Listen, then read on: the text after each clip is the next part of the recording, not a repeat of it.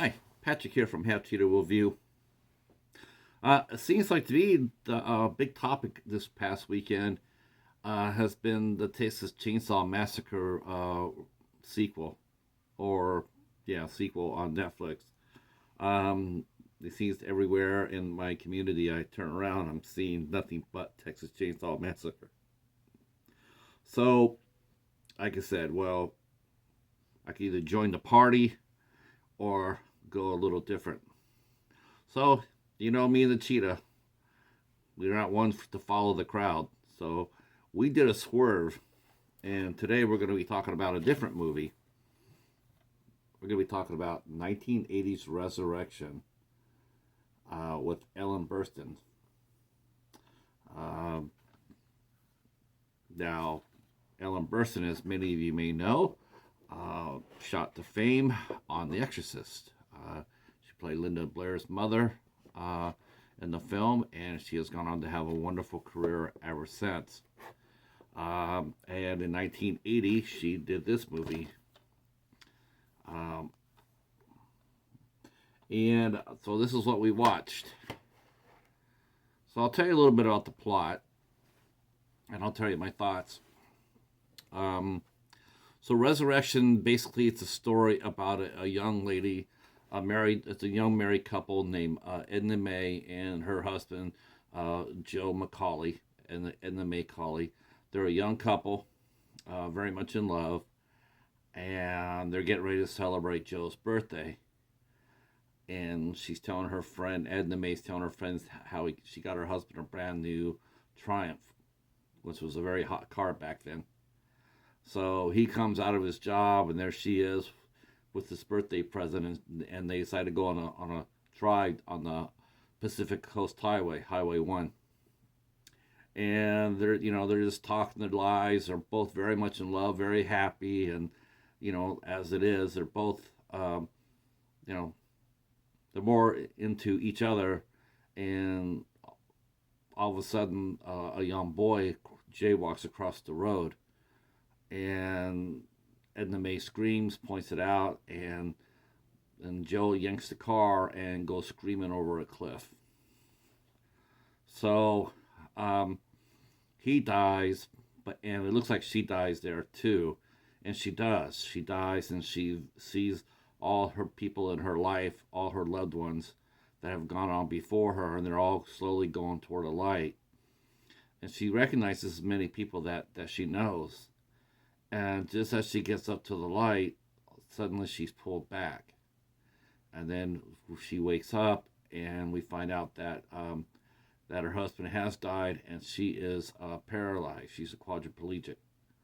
Um, so, um, so that being said, her family comes gets her. Her dad gets her, uh, and they drive back down to Kansas.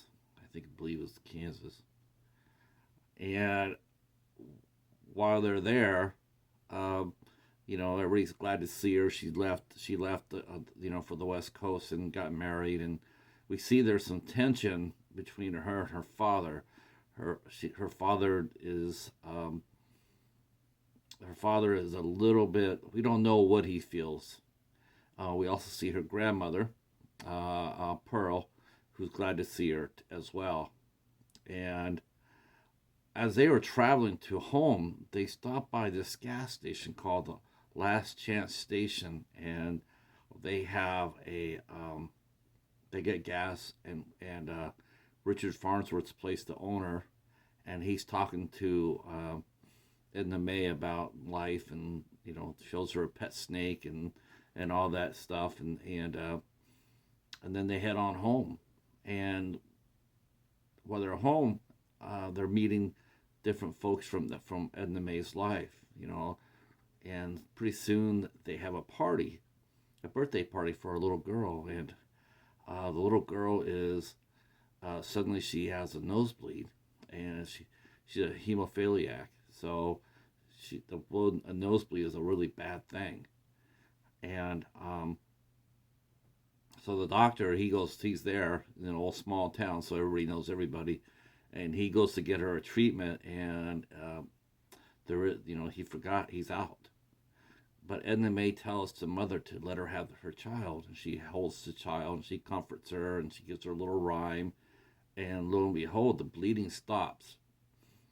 The bleeding just totally stopped, and they're in awe because it's like that's generally not what happens. Most of the time it's you know. Um, so soon though, she discovers that she can heal people, um, and so she her grandmother says you might have a gift. This could be a gift, and so Edna Mays tries to heal herself.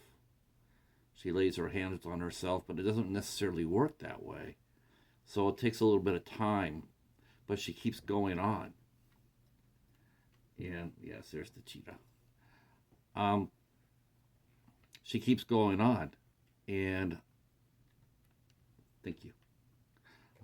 She keeps going on, and she gets stronger and stronger, but it's more of her work to rehabilitate herself than anything else. Um,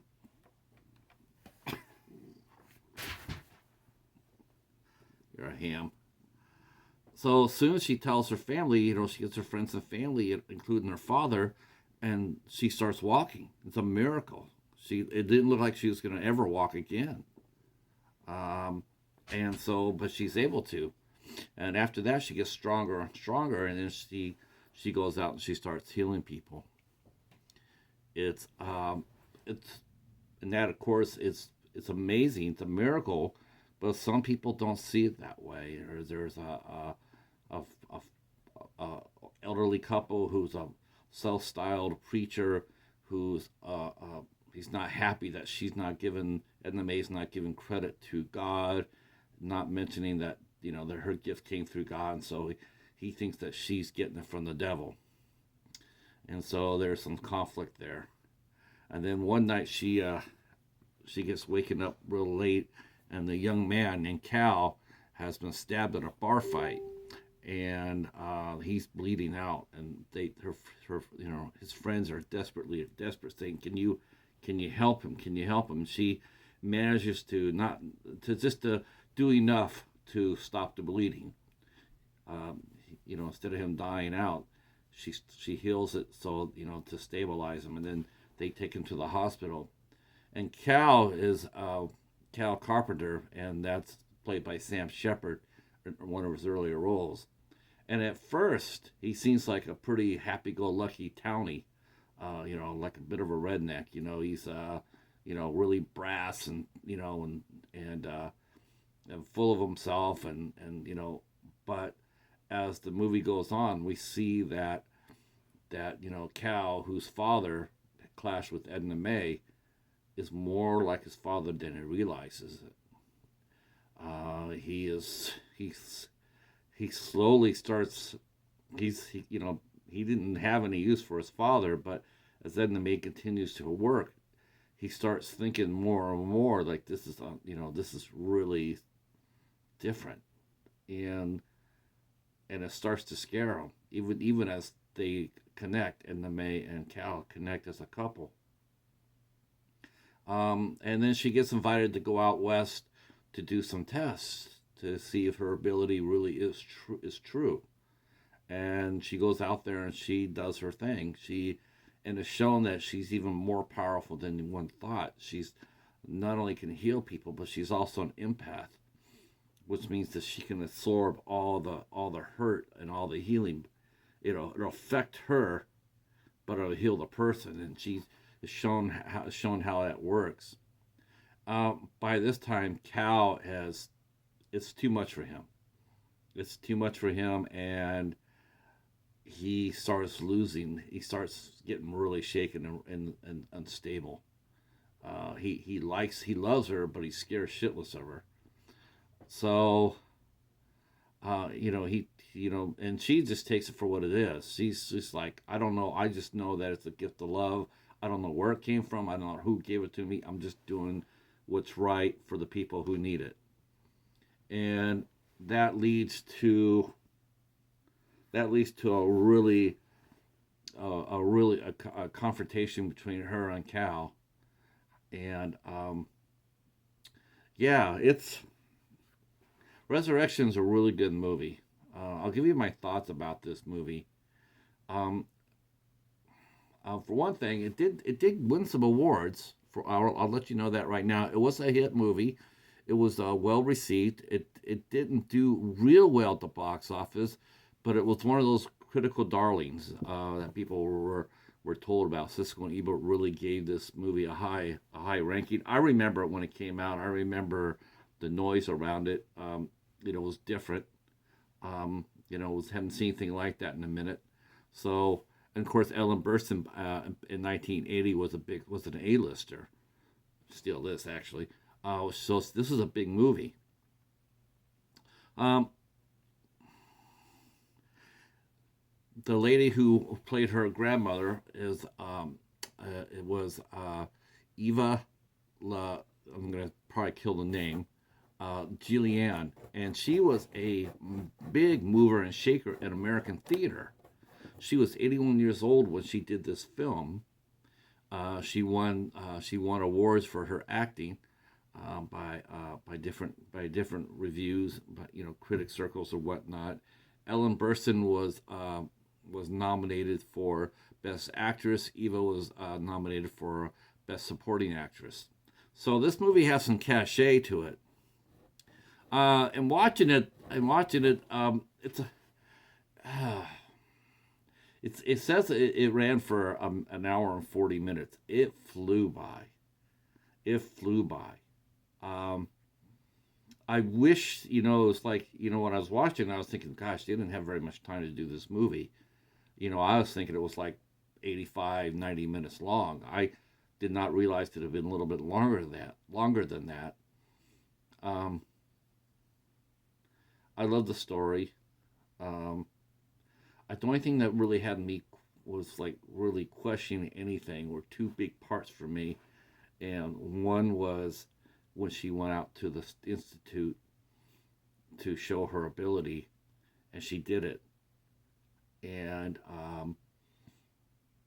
I just think that it would have been amazing for her to be able to leave this institute.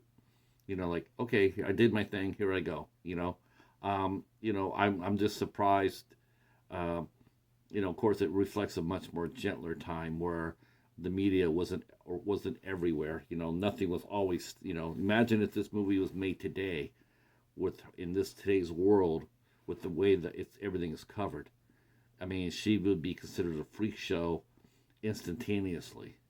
And of course, then you have everybody trying to defraud her. But she really did have the gift. The second thing was the development of Cal. Um, I wish that would have been done a little bit differently. Um, Sam Shepard was really good as Cal, but the way they had him going from, like being with her and, they're basically hooking up. Um, and and then being so like a bit of a neck, and then suddenly he just starts becoming to a religious fanatic. I mean, the radicalization of it was so abrupt. There was no middle ground in it, and that was really jarring to see. I mean, it's like, okay, he believes that she has a gift, and yet you're going to turn around and have him try to um, hurt her, you know. And I just didn't understand that aspect of it. I mean, there was no real reason. Like if she had failed to, like, she didn't, her ability doesn't work on everybody. There are some people that she can't save. I mean, that's just how it is. So it would have been a little bit more interesting to see if she had not been able to save his parents or a brother or a sister, and then he goes from being a believer to a non-believer. Like, then I can understand that. But the sudden jarring of them sleeping together, and the next thing you know, he's out to get her, was a little bit abrupt. And that's probably the only real nitpick the plot hole that I saw that didn't really go well with me. But otherwise, this movie was really thoughtful, um, and I really enjoyed it quite a bit. Um, Daniel Petrie was the director of this film, and he had a fine career in his own right as a director. He directed a lot of good films, and he also worked on TV too. Um, he did movies. Uh, he directed films like Raisin in the Sun, The Idol, uh, Lifeguard that has Sam Elliott in it. That broke him into it. He directed Fort Apache, The Bronx with Paul Newman and Catherine Harold, um, and he also did Cocoon, The Return, that Ron Howard directed the first movie, and Petrie did the second movie. So he had a really good career, and so this movie is really well made. The music was by Maurice Jarre, and it also was top notch as well. This is a fine movie, even though it's over 40 years old. I definitely recommend it. You can probably get this at most secondary markets. Resurrection is rated PG. The language is a little bit salty for PG. There's a couple of brief incidences of violence. Nothing too bad. Nothing that you haven't seen on TV. I would recommend this. Anybody, like, I would probably rate this as PG-13. But I highly recommend it. I'm glad I found it. This is one I found at the library, but I didn't want to relegate it to the Dollar Tree Theater. I thought it was a little bit more impactful than that, so I'm doing a separate review of it. All right, that's it for me. Thank you so much for watching, and if you like what you heard, please hit the subscription button. I'll let you know whenever me and the Cheetah drop a review. Hit the thumbs up, and more importantly, please leave a comment down below. Comments are really important on YouTube. So the more comments that you guys drop, the better it is for the channel. And I do answer them. I might not get to you today, but I will get to you, I promise. All right, that's it for me and the Cheetah, the movie Resurrection. We will talk at you soon. We'll see you Sunday. We'll see you tomorrow night. If you're watching this, we'll see you tomorrow night on the 22nd for our interview with stand-up comedian Phil Johnson. Until then, peace.